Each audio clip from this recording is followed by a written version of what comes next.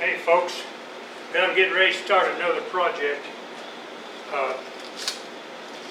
Y'all remember about, I don't know, maybe 2 or 3 months ago, Peter Brown poured up a bowl full of aluminum shavings, and I forget what he called it, horrible bowl or something like that. He sent it to Carl Jacobson, who turned it for him. Well, about a week before he did that, I've got a friend who lives down the street, and I was going to do the same thing, so I asked him, and he works in a machine shop. They make aluminum parts for Falcon jets, you know, like their ashtrays and stuff like that. So I asked him, I said, to give me some aluminum shavings, I want to make a bowl. So he got me a whole bunch of them and showed up on my doorstep one day, and well, the next day here comes the aluminum bowl that they did. So I said, well, I just hold off for a while before I do this, because you know I don't want to show them up, you know. So anyway, I'm getting ready to start it, and I'm going to do this different.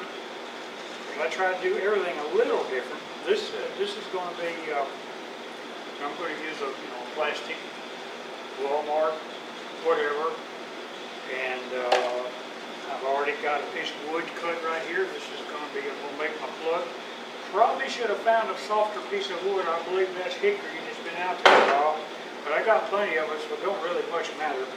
So I'll make a plug, and I'll set the plug in here, and then I'll stuff some of these shavings in, and then I'm going to use it. This is easy cast, clear casting epoxy. And what I'm going to do is I'm going to, after I seal the plug naturally, and after I put my shavings down in there, I'm going to dye some of it red, and I'm going to pour it up to this mark right here. That's going to be red. Then I'll put that in a pressure pot, let it get all the bubbles out. I've got, what is this, some powerful stuff. It's called So Strong. And all it takes is a drop. You better be wearing rubber gloves. I'm here to told you. So anyway, that's what I'm going to do that. And then after it sets up enough to where the two don't blend, I'm going to come in and I'll put more shavings. And then I'm going to dye some epoxy white. And after that goes in the pressure pot and sets up, I'm going to do the rest of it in the same scenario in blue. It's going to have a walnut base and a walnut lip on top. Now this may take me a better part of a week to do. It's not so laborious, but I found out that you're much better off to just give this epoxy time to really sit up right. You don't have to worry about the next one bonding to it. It really doesn't sit up in its final state for at least a week, 10 days after you pour it. So you got plenty of time for the two to bond together. So I guess I will proceed to the lathe with this piece of hickory. So I'm probably going to wish I'd got me a piece of spalted oak or something, and I'm going to turn me a plug. So I'll see you at the lathe, my friends. It's hard wood. Like I said, I'm probably going to be sorry, but I'm going to whirl it up and start cutting it. I got my plastic bowl over here so I can fit it right here. Back over here so it don't vibrate off. And of course I'm going to use my beaver, of course. I've already centered everything, tightened everything up.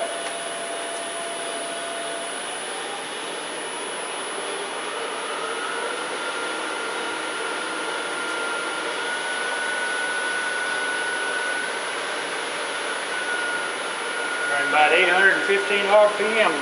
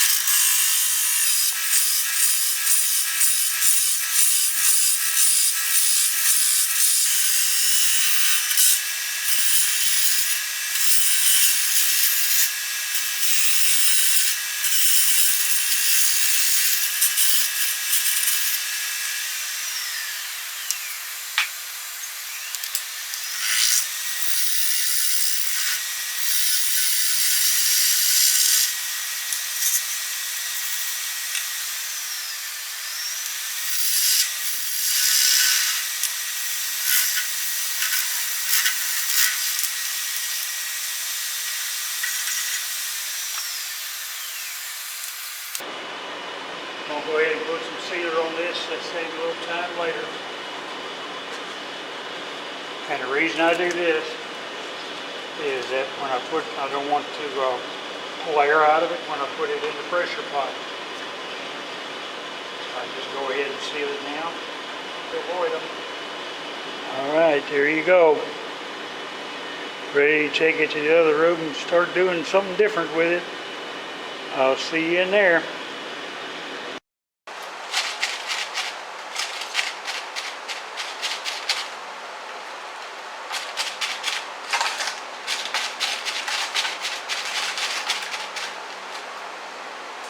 I think this has been done enough. Let's see what we got.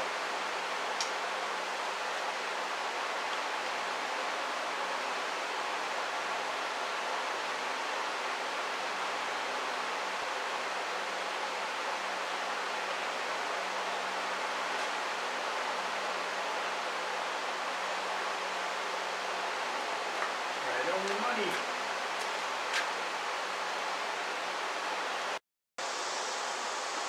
Yeah, I got it out of the pressure pot and I've got some more stuff in it. There's a lot left. Probably going to be in the trash. So now I'm going to mix up the white. Already got that poured. Got my 2 parts poured.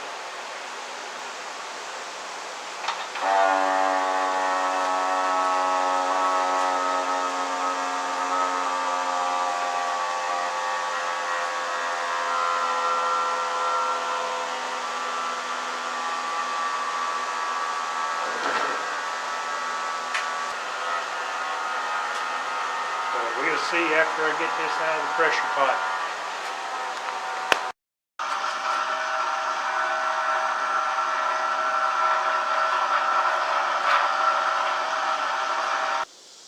Coated the bottom of my pressure pot with the cooking oil, so this don't stick to it like it did once before. It took me forever to clean that stuff out. Well, I got it out of the pressure pot, and it's on the lace, and what I want to show you, those are little marks on the outside there. As far as I can tell, there are 0 bubbles in this thing. So the next step is I'm gonna go ahead and put the live center on it just for safety. I'm gonna clean all this mess off up here so it won't be throwing it everywhere. And then I'll start hollowing from this end after I shape whatever I want here. Okay? Do you agree? Yeah. Yes? Yes. Yes, sir? Yes, sir. All right. Good morning.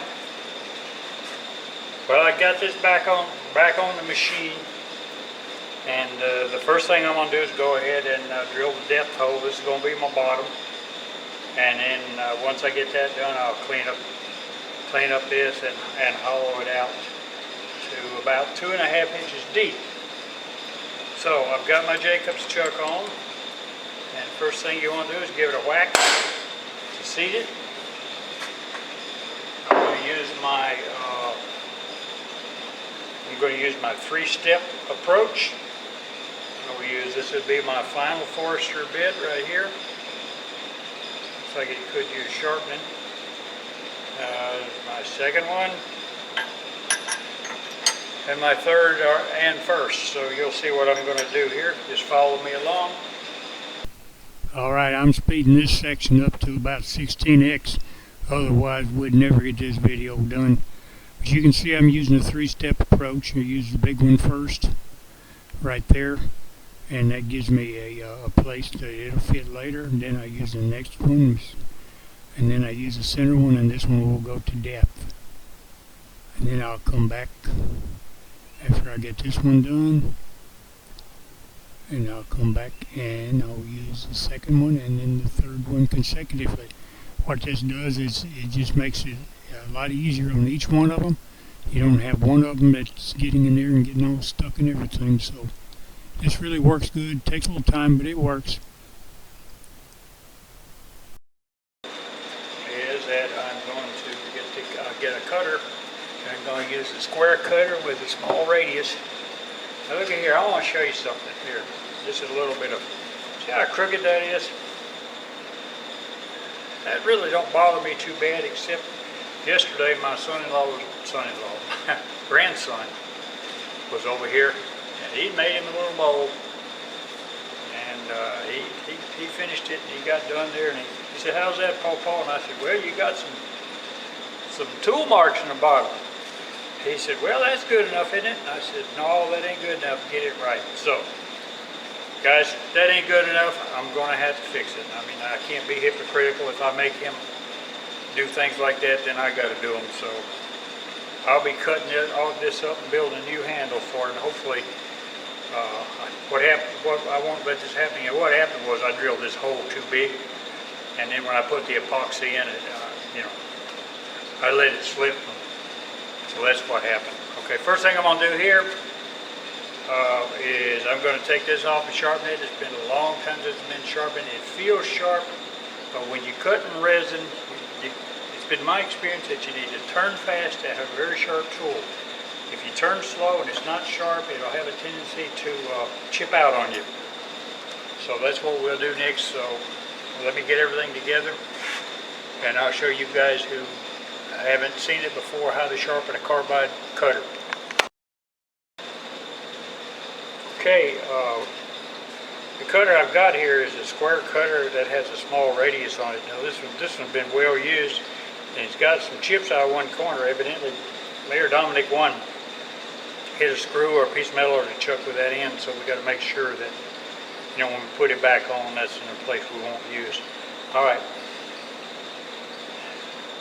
Lots of these guys, and I think maybe they're sponsored by them or they sell them, will tell you you can't sharpen these. Well, that's, I don't blame them for doing that. If I was selling them, I might tell you that too. But anyway, this is WD-40. I'll buy it by the gallon. These people that do sharpen tell you have to use lapping fluid. It may do better, but it don't do that much better. I mean, this a little old bottle of that lapping fluid's $8, $10, $12 or something. A little thing of WD-40, and that's all you need is that much. Now this particular diamond card is 300 on one side, 600 on this one. So I don't use nothing but the 600 unless I got some type of burr, which I have one here, but it's already been cut down once. So basically what you do is just, any kind of motion you want, it doesn't matter. And you see the black starting in there? Okay, that's telling you that it's cutting. And it's, if you had it on the other side, it'd really be getting after it. But it's only on this side. You want to do it in circles and backwards and sideways and up and down. Do it any way you can. Just look at all that black. So I think it's probably already sharp, but I'm going to give it another whirl or two here. All right, my friends, that's all there is to it, and you're done. Okay, you see I've got my leather apparatus on, leather sleeve, but the reason I'm doing that is this has got aluminum in it. As you saw, a lot of aluminum shavings, and I don't know, when they come chipping out of there, I don't know if it'll cut you or not, so I'm just going to err on the side of safety here. Now I'm going to whirl this thing as fast as I go on this slow belt, which is 1,000 RPM. Acrylic cuts better at a higher speed. Like when you're turning an acrylic pen, you turn it at about 3,000 RPM, and that gives you a real smooth cut using scrapers or whatever. So I'm going to turn this at about 1,000, providing it doesn't shake too bad. Let's check it out here.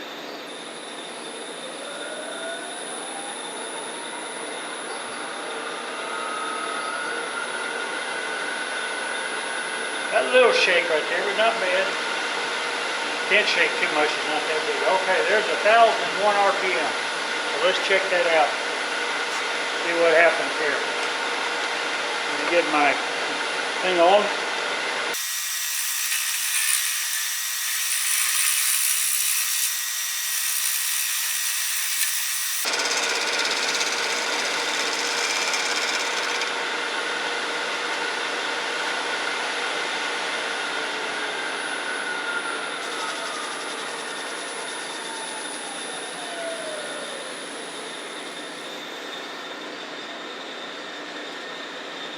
What I'm doing here is I'm checking to see if it's chipping, and it doesn't appear to be, but we can rave on here.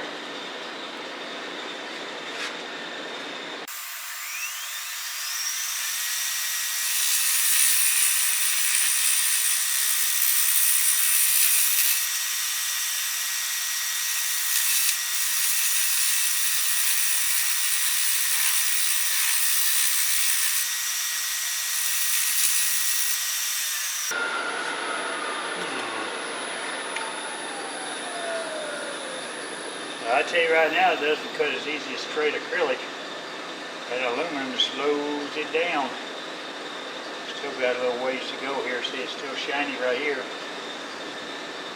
And when you get about, I'll build up of I guess you call these shavings. You can't see what you're doing. The thing I did not do here that I should have done, and everybody knows, because I felt like I felt a little resistance right here. It may have had a little blob of super glue or something on it, but I felt a little place that it was trying to stop on me. So let's see what we can do now.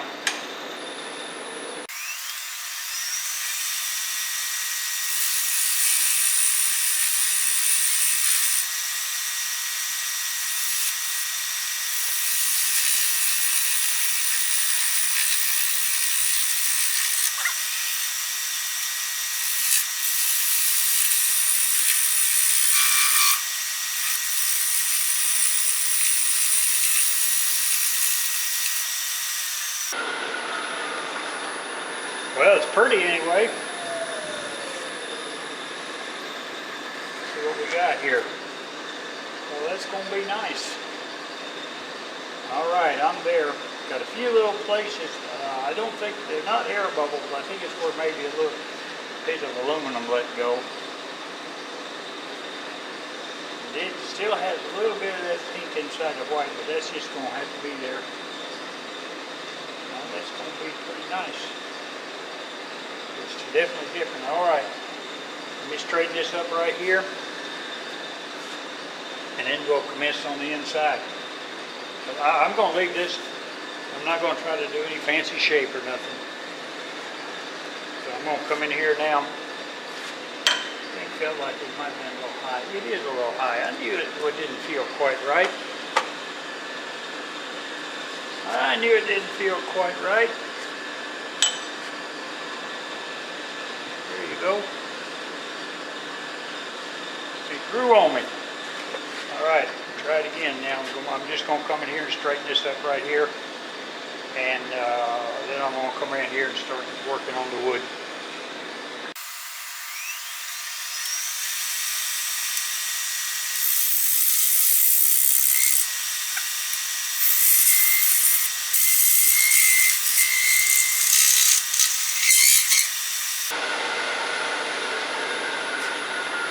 Yeah. My vision was getting impaired. Okay. My little supervisor thing on here. My breathing apparatus.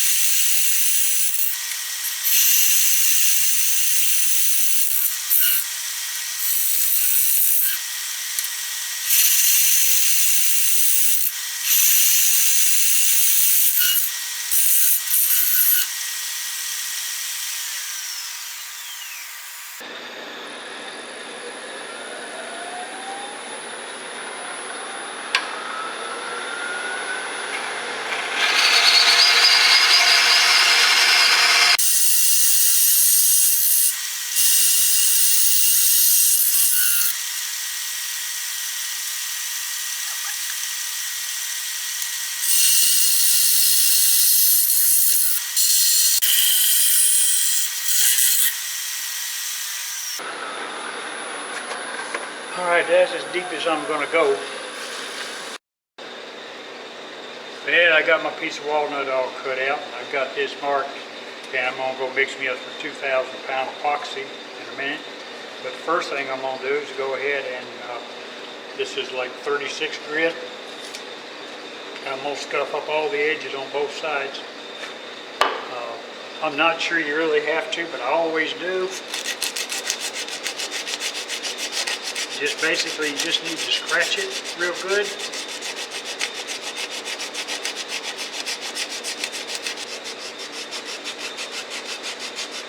And cross grain, it doesn't really matter.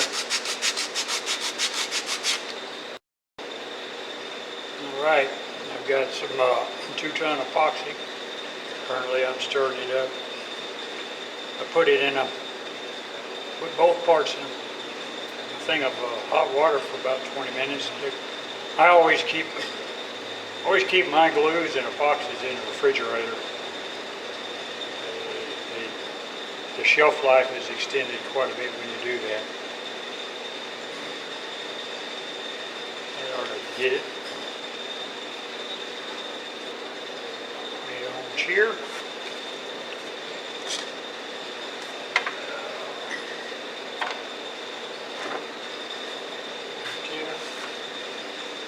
Okay, catch you guys later. So I'm going to go ahead and get this round first.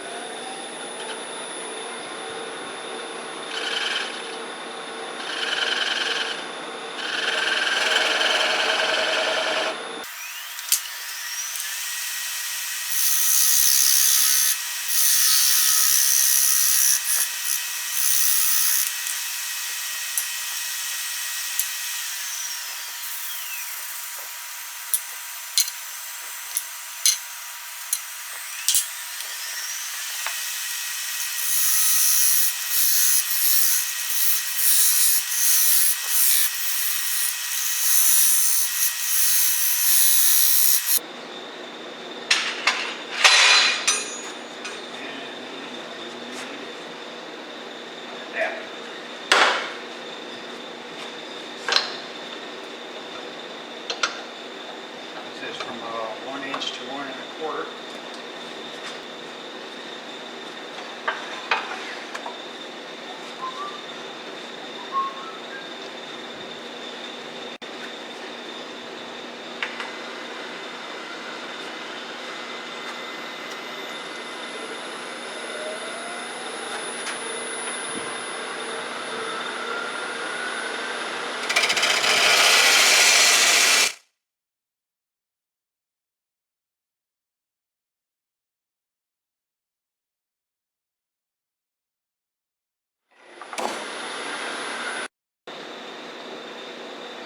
Well, nothing got hurt. Except my pride, maybe. Yeah, got it back on. It's working fine. Hate to admit this, but it seems like somebody forgot to tighten it up. The little gremlins in here are sneaking in on me or something. Anyway, finally messing with this old hickory with my beaver, and decided I'm going to just go ahead and groove it out and use a point tool. Basically just drill it out. So we'll see what happens here.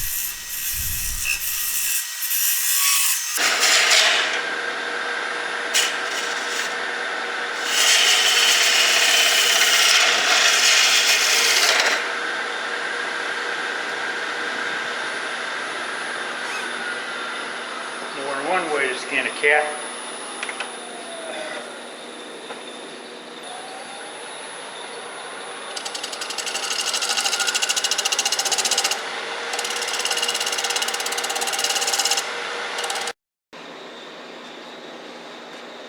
Alright, I've got a little bit of end grain showing right in here. Other than that, it's looking pretty good. I think I'm going to do a little bit more work right in this area. Yep, just almost all the end grain's gone. A couple little tool marks here, but that'll clean up nice.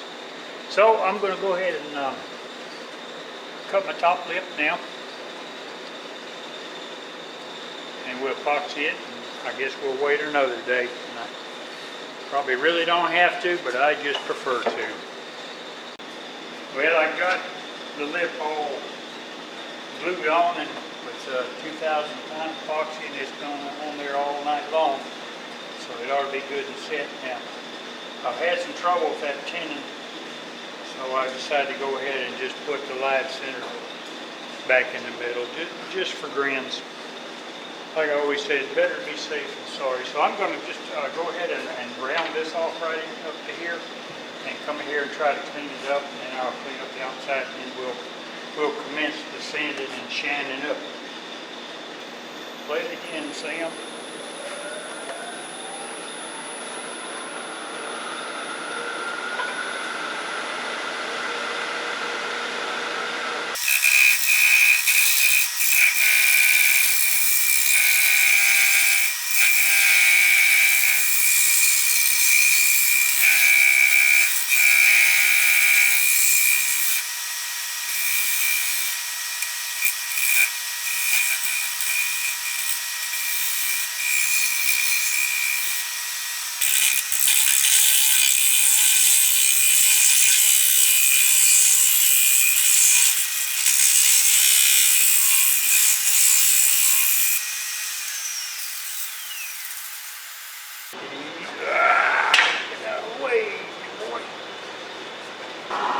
This is 120.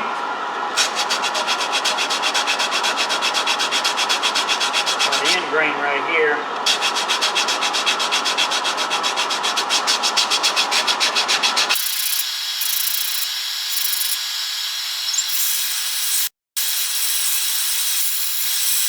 I know it's hard to hear me over that dust collector, and I apologize for that. Sometimes I just don't talk as loud as I should. There you go.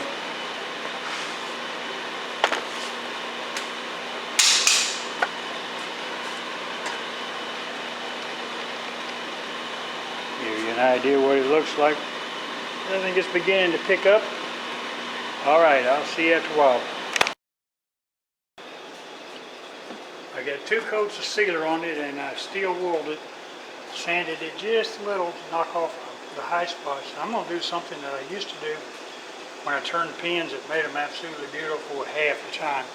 I'm going to wet sand this. I've got the wood sealed so it aren't going to soak up any water. So and this is 500 I'm going to start with here. When you wet sand it, you need to keep lots of water on it.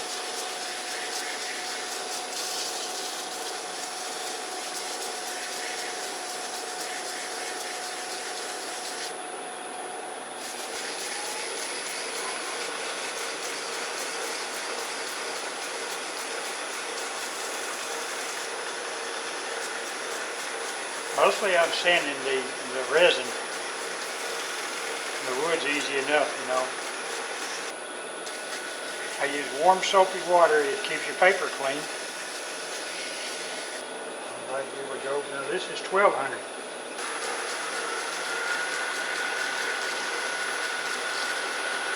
But it's about 800. Get my slurry built up. That's telling me something.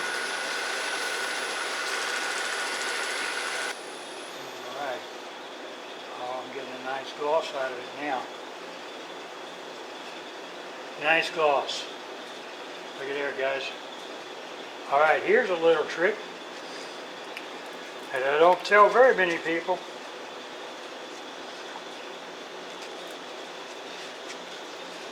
These guys, they do their pins down to 12,000 and so forth. And, you know, I did a couple videos on how to sand, wet sand and get quicker and better results.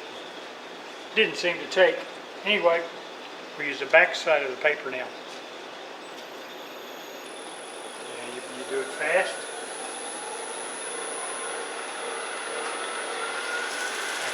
back side. You'd be surprised how abrasive the paper side is. You don't think so? Look at the slurry that's building up here. All right, let's clean it off.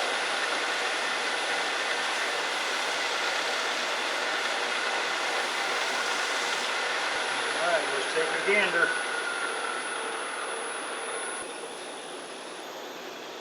All right, look at there. You'll not get it much shinier or smoother. That's including the wood. One final step, my friends. If I can find it. I haven't done it so long, I don't know if I can find it or not.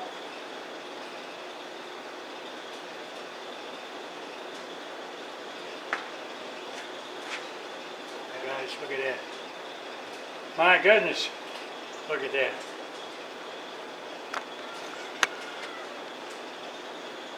I don't know of anything else that you can achieve a better shine with. I lost my flashlight. All right, I'm going to try to cut the tin in half. I'm going to use a 1/4 inch bowl gouge.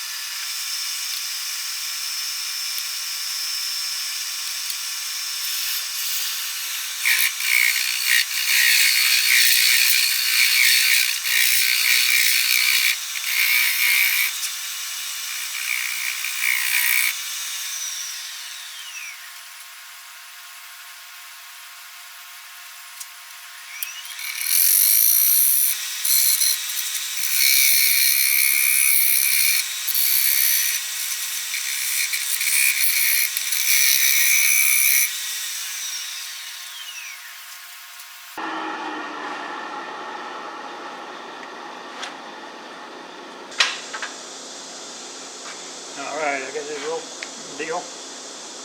Here it went. Just that quick. And a little sanding right in here, and I'll take it over the laser and see if I can make a mark or two on it.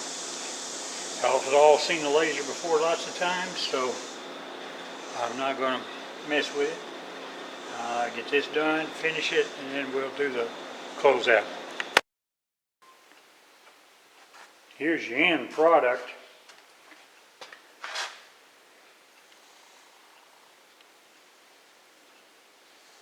I think it turned out quite nice. I've got trying to get this light in here. The red shows through quite well. I wish I had turned it a little thinner. I guess I still could if I put my mind to it. But what I wanted to try to show you, if I can get in here really close, and this thing will focus, especially on the blue here. You look at the patterns. This has absolutely beautiful patterns.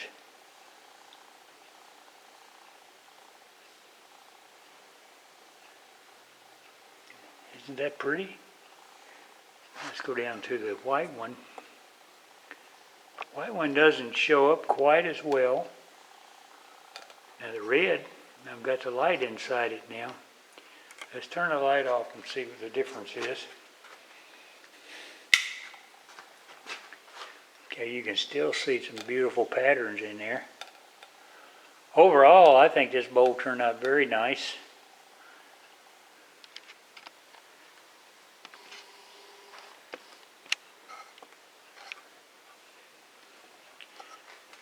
Get this out of the way.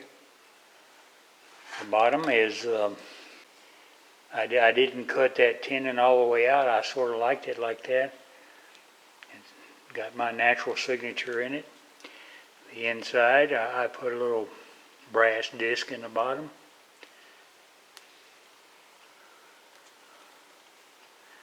Overall, I'm very pleased with this.